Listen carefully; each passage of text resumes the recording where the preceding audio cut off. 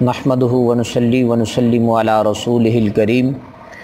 اما بعد فاعوذ باللہ من الشیطان الرجیم بسم اللہ الرحمن الرحیم لا یستأذنک الذین یؤمنون باللہ والیوم الآخر ان یجاہدوا باموالہم وانفسہم واللہ علیم بالمتقین صدق اللہ مولانا العظیم وصدق رسولہ النبی الکریم الامین ان اللہ وملائکتہ یصلون علی النبی یا ایھا الذین آمنوا صلوا علیہ وسلموا تسلیما الصلاۃ والسلام علیک یا سیدی یا رسول اللہ الصلاۃ والسلام علیک یا سیدی یا حبیب اللہ۔ حمد و صلوات کے بعد میرے نہایت ہی معزز و محتشم سامعین کرام، خالق قدوس جل وعلا نے سورۃ توبہ کی آیت نمبر 44 میں ارشاد فرمایا لا یستأذنک الذین یؤمنون باللہ والیوم الآخر، جو لوگ اللہ پر اور قیامت کے دن پر ایمان رکھتے ہیں، اے میرے محبوب وہ آپ سے اپنے مالوں اور جانوں کے ساتھ جہاد کرنے سے بچنے کی چھٹی نہیں لیں گے۔ ان یجاہدوا باموالہم وانفسہم،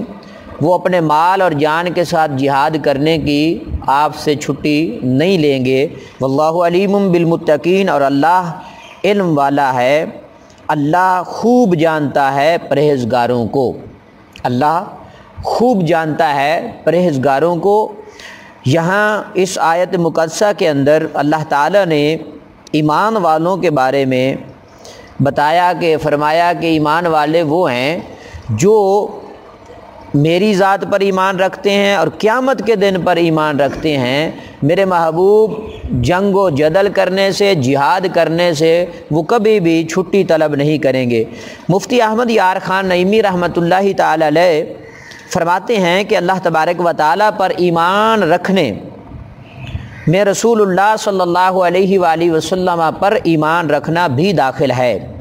کیونکہ ایمان سے مراد ایمان صحیح ہے۔ ایمان سے مراد کیا ہے؟ ایمان صحیح ہے، اور وہ وہی ہے جو رسول اللہ صلی اللہ علیہ وآلہ وسلم کے ساتھ ہو، ورنہ اللہ تبارک و تعالیٰ کی ذات پر منافق بھی اللہ کی ذات کو مانتے ہیں، حالانکہ رسول اللہ صلی اللہ علیہ وآلہ وسلم کی ذات کا بعض منافقین انکار کر دیتے ہیں، یعنی آقا علیہ الصلوۃ والسلام کے مقابلے میں کھڑے ہو جاتے ہیں، حضور کی مخالفت کرتے ہیں۔ اس سے یہ بھی معلوم ہوا کہ جہاد کے موقع پر معذرتیں کرنا یہ منافقین کا کام ہے اور منافقت کی ایک علامت ہے،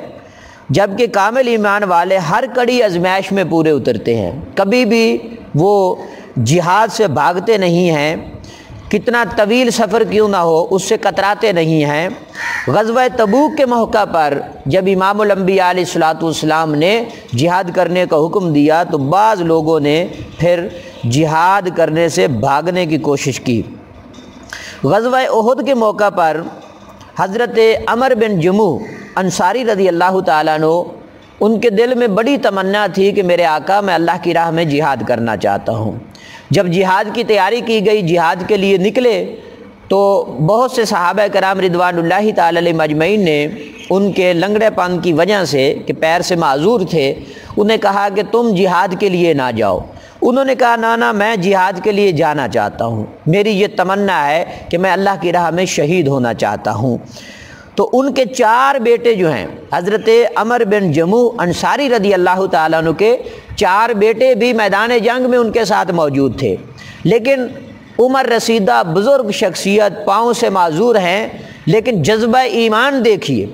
جذبہ شہادت دیکھیے، کہا کہ میں اللہ کی راہ میں شہید ہونا چاہتا ہوں۔ اور اپنے گھر سے جب نکلے تو یہ دعا کی کہ پروردگار مجھے واپس میرے اہل و عیال کے پاس نہ لوٹانا، میں تیری راہ میں شہید ہونا چاہتا ہوں میدان جنگ میں۔ تو جب لوگوں نے اصرار کیا تو پھر رسول اللہ صلی اللہ علیہ وآلہ وسلم کی بارگاہ میں حضرت عمر بن جموح رضی اللہ تعالیٰ عنہ آئے، عرض کی میرے آقا میری یہ تمنا ہے کہ میں آپ کے ساتھ مل کر اس جنگ میں شریک ہوں اور جنگ میں جام شہادت نوش پاؤں، اور میری یہ تمنا ہے میرے آقا آپ مجھے اجازت دیجئے میں جنگ میں لڑتے لڑتے شہید ہو جاؤں اور خرامہ خرامہ میں جنت میں چلا جاؤں۔ تو میرے آقا علیہ الصلوۃ والسلام نے ان کی بے قراری اور گریہ زاری کو دیکھ کر آقا علیہ الصلوۃ والسلام نے فرمایا کہ تم جہاد میں جا سکتے ہو۔ تو وہ اس حضور علیہ الصلوۃ والسلام کے فرمان عالی شان کو سن کر اتنے متاثر ہوئے اور خوش ہوئے کہ مجھے میرے آقا علیہ الصلوۃ والسلام نے اجازت دی ہے کہ میں جہاد کے لیے نکلوں۔ تو خوش ہو کر خوشی سے اچھل پڑے اور اپنے فرزند کو لے کر میدان جنگ میں اترے اور لڑتے رہے اپنے بیٹے کے ساتھ مل کر، حتیٰ کہ جام شہادت نوش فرما لیا۔ پھر جب شہید ہوئے آپ کی زوجہ محترمہ جو ہیں وہ اونٹ لے کر آئیں اور اونٹ پر اپنے بھائی کو بھی سوار کیا، اپنے بیٹے جو شہید ہو چکے تھے ان کو بھی سوار کیا، اور اپنے اس شوہر حضرت عمر بن جموح رضی اللہ تعالیٰ عنہ کو بھی اونٹ کے اوپر سوار کیا اور واپس مدینہ کی سرزمین پہ لے جانا چاہتی تھیں۔ تو اب اونٹ کو چلاتی ہیں کہ وہ اونٹ مدینہ کی طرف چلے، وہ اونٹ واپس بھاگ کر اسی میدان جنگ میں آ جاتا ہے،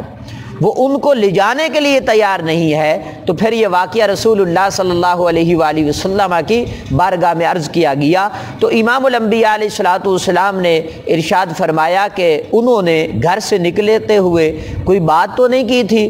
تو ان کی زوجہ محترمہ کہتی ہیں کہ جب وہ گھر سے نکل رہے تھے تو یہ دعا کر رہے تھے کہ پروردگار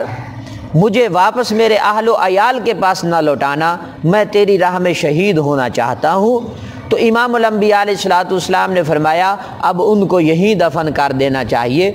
اب یہ اونٹ کبھی بھی مدینہ کی طرف نہیں جائے گا، کیونکہ یہ ان کی خواہش تھی کہ مجھے جو ہے یہاں میدان جنگ میں شہید ہونا چاہتا ہوں اور انہیں یہیں دفن کر دینا چاہیے۔ امام الانبیاء علیہ الصلوۃ والسلام کے غلاموں کی یہ شان ہے کہ وہ کس انداز سے